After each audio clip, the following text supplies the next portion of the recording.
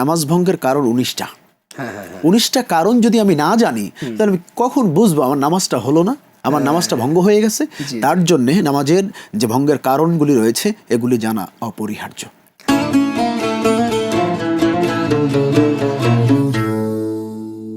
আসসালামু আলাইকুম ওয়া রাহমাতুল্লাহি ওয়া বারাকাতুহু। বিসমিল্লাহ, আলহামদুলিল্লাহ, ওয়াসসালাতু ওয়াসসালামু আলা রাসূলিল্লাহি ওয়া বা'দ। সুপ্রিয় দর্শক শ্রোতা, আপনাদের প্রত্যেককে আমন্ত্রণ জানাচ্ছি নিউজ 24 এর পর্দায় পবিত্র মাহে রমাদানের বিশেষ অনুষ্ঠান বিআরবি কেবলস নিবেদিত রমজানের জিজ্ঞাসা ও জবাব, powered by BRB hospital limited এবং co sponsor Molla super salt অনুষ্ঠানে। আজ কথা বলবো পবিত্র কোরআন, যেটি আমাদের মানব জাতির জন্য আল্লাহ রাব্বুল আলামিন গাইডলাইন হিসেবে, গাইডবুক হিসেবে পাঠিয়েছেন। সেই পবিত্র কোরআন বিশুদ্ধ তিলাওয়াতের গুরুত্ব এবং ফজিলত নিয়ে, এবং একই সাথে পবিত্র কোরআন বিশুদ্ধভাবে তিলাওয়াতের পাশাপাশি পবিত্র কোরআন বোঝা, পবিত্র কোরআন হৃদয়ঙ্গম করার গুরুত্ব নিয়ে এ বিষয়ে কথা বলবার জন্য আমন্ত্রণ জানিয়েছি দারুল হুদা হাফিজিয়া ও আলিম মাদ্রাসার সম্মানিত অধ্যক্ষ শেখ হাফেজ মাওলানা আবু জাফর সিদ্দিকী। আসসালামু আলাইকুম ওয়া রাহমাতুল্লাহ। ওয়ালাইকুম সালাম ওয়া রাহমাতুল্লাহ। শেখ কেমন আছেন? আলহামদুলিল্লাহ। আলহামদুলিল্লাহ। শেখ, এই যে মাহে রমাদান, এ মাসের এত গুরুত্ব, এত ফজিলত শুধুমাত্র মহাগ্রন্থ কোরআনুল হাকিমের জন্যই তো। সুতরাং এই কোরআনুল হাকিমের যে হক রয়েছে, যে অধিকার রয়েছে, সেই অধিকার আদায়ের জন্যে বিশুদ্ধভাবে তিলাওয়াত করা এবং সেটি হৃদয় দিয়ে বোঝার গুরুত্ব বা ফজিলত কতটুকু? ধন্যবাদ আপনাকে। আলহামদুলিল্লাহ, ওয়াসসালাতু ওয়াসসালামু আলা রাসূলিল্লাহ ওয়া বা'দ। আপনার মাধ্যমে আপনার দর্শক শ্রোতাদেরকে স্বাগত জানাই আজকের এই অনুষ্ঠান দেখার জন্য। আর যারা এত সুন্দর অনুষ্ঠানের আয়োজন করেছেন সবাইকে স্বাগতম জানিয়ে শুরু করছি আজকের আলোচনা। আল্লাহ রাব্বুল আলামিন কালামে হাকিম দিয়েছেন বিশ্ব মানবতার মুক্তির জন্য, কালামে হাকিম দিয়েছেন বিশ্ব মানবতার শান্তির জন্য, কল্যাণের জন্য। সুতরাং সেটা এমনই একটা গ্রন্থ যা বোঝা আমাদের সকলের জন্য অতীব কর্তব্যনীয়। তাই এ কোরআনকে ছোট করে দেখলে চলবে না। আপনি দেখবেন যুগে যুগে যারাই কোরআনের কাছে গিয়েছে তারাই অলঙ্কারান্বিত হয়েছে, তারাই আলোকিত হয়েছে। জাহিলিয়াতের মদিনা যখন রসুল গিয়ে পৌঁছলেন, আলোকিত মদিনায় পরিণত হয়ে গেল, সোনার মদিনা হয়ে গেল। ওমর রাদিয়াল্লাহু তাআলার মতন এমন একজন মানুষ যিনি ছিলেন বড় একজন সন্ত্রাস, কোরআনুল কারীম তার মধ্যে যাওয়ার পরে তিনি হয়ে গেলেন যুগশ্রেষ্ঠ একজন আলেম, যুগশ্রেষ্ঠ একজন ব্যক্তি, যার কথা রসুল করিম সাল্লাল্লাহু আলাইহি সাল্লাম বলছেন যে আমার পরে যদি কেউ বিশ্বনবী হতো তবে সে ওমর হয়ে যেত। কারণ কি? একমাত্র কোরআন। এ কোরআন অন্যান্য মাস একটা মাস, অন্যান্য মাসের মতনই রমজান মাস একটা মাস, কিন্তু এই রমজান মাসটা এত সম্মানিত হলো কেন? হওয়ার পিছনে একমাত্র কারণ হলো এই কোরআন। রমজান তোমার কোনো গুরুত্ব ছিল না। যেমন আপনি দেখবেন গ্রাম অঞ্চলে বাবা কৃষক, ছেলে ম্যাজিস্ট্রেট, ছেলে টিওন, আইডিসি, ডিসি। যখন বাবা ছেলের কাছে দেখা করতে যায় তখন তার মূল গেট থেকে শুরু করে একবারে তার মানে বিছনা পর্যন্ত যারা গাড়ে থাকে সবাই কিন্তু ওই কৃষক বাবাকে কিন্তু আর কৃষক বলে ডাকে না, স্যার স্যার স্যার। কেন? সে তো স্যার না, স্যার তো তার সন্তান। সন্তানের কারণেই বাবা সম্মানিত হয়েছেন। ঠিক তদ্রূপ রমজান তোমার কোনো সম্মান ছিল না, এ কোরআন আসার কারণেই তোমার সম্মান বেড়ে গিয়েছে। সুতরাং রমাদানুল মোবারক কোরআন তেলাওয়াতের মাস। অন্যান্য মাসে রাসূল সাল্লাল্লাহু আলাইহি ওয়াসাল্লামকে যেমন কোরআন তেলাওয়াত শোনানো হতো, রমজান মাসের প্রতিদিন রাসূলকে এসে জিবরাইল আলাইহিস সালাতু ওয়াসসালাম কোরআন শুনিয়ে যেতেন। যখন তিনি ইন্তেকাল করবেন তখন ওই মাসে তিনি 3 খতম কোরআন রাসূলকে শুনিয়েছেন। এই মাস কোরআনের মাস, এই মাসে এর গুরুত্ব অপরিসীম। মানব জীবনকে পরিচালনা করার জন্য এটাই একমাত্র গ্রন্থ, সংবিধান, যা বলি না কেন। এখন এখানে যদি অশুদ্ধতা থেকে যায়, এখানে যদি অপরিপক্কতা থেকে যায়, এখানে যদি অনিয়মতান্ত্রিক হয়ে যায়, তবে তার জন্য অবশ্যই আমাদের শাস্তি ভোগ করতে হবে। সেটা কেমন? আল্লাহ রাব্বুল আলামিন কোরআনুল কারীম নাজিল করে সূরাতুল মুজাম্মিলের ভিতরে বলেছেন, ওয়ারাত্তিলিল কুরআনা তারতিলা। অবশ্যই কোরআনকে তেলাওয়াত করার সময় তোমরা তারতিলের সহিত ধীর স্থিরতার সাথে কোরআনকে তেলাওয়াত করো। শুধু তাই নয়, আল্লাহ রাব্বুল আলামিন বলছেন যে ইয়াতলুনাহু হাক্কা তিলাওয়াতি, যখন কোরআনকে তেলাওয়াত করবে কোরআনের হক আদায় করে তারপরে তেলাওয়াত করবে।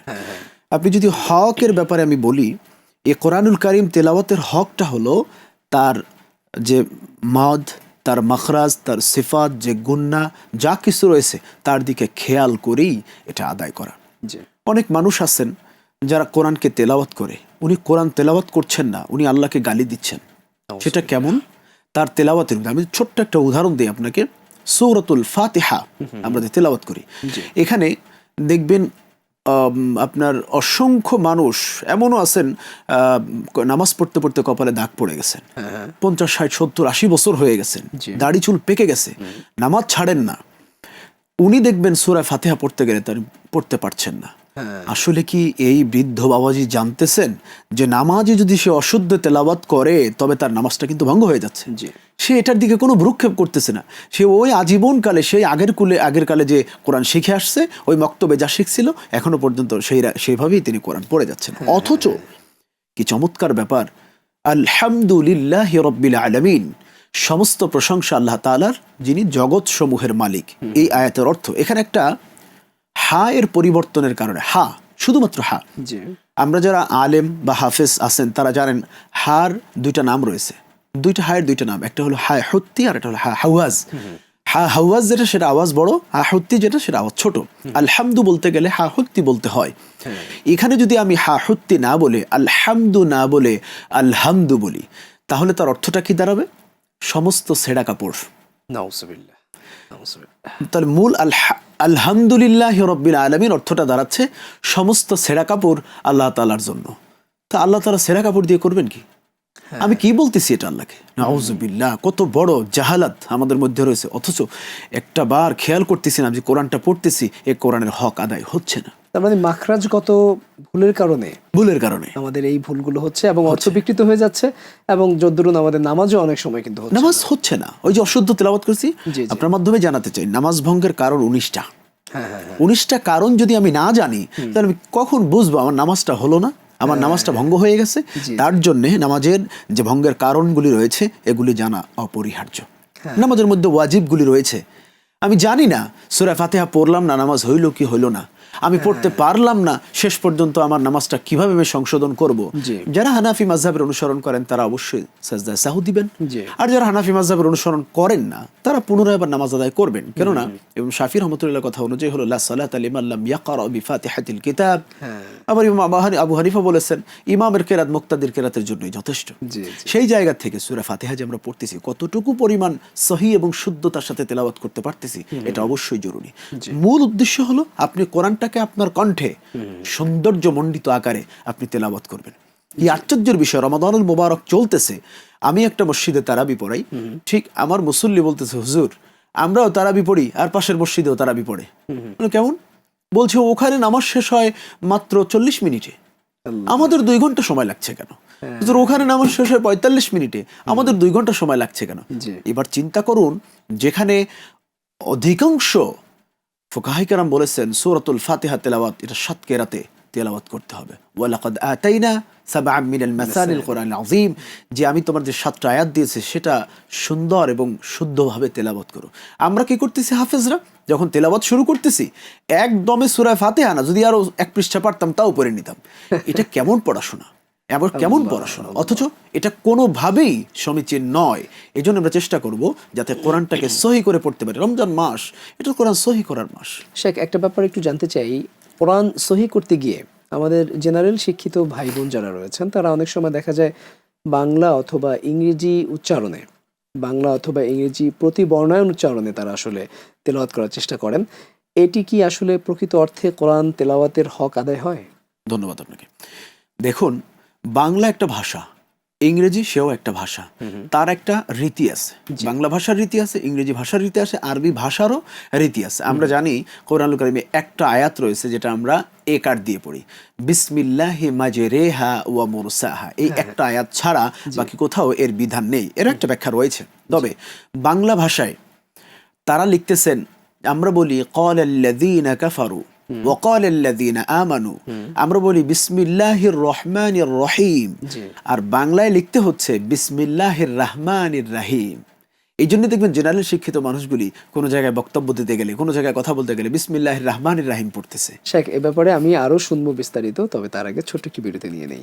সুপ্রিয় দর্শক, আপনারা দেখছেন বিআরবি কেবলস নিবেদিত রমজানের জিজ্ঞাসা ও জবাব, powered by BRB hospital limited, co sponsor Molla super salt. অনুষ্ঠানের পর্যায়ে ছোট্ট একটি বিরতি নিচ্ছি, আমাদের সঙ্গে থাকুন।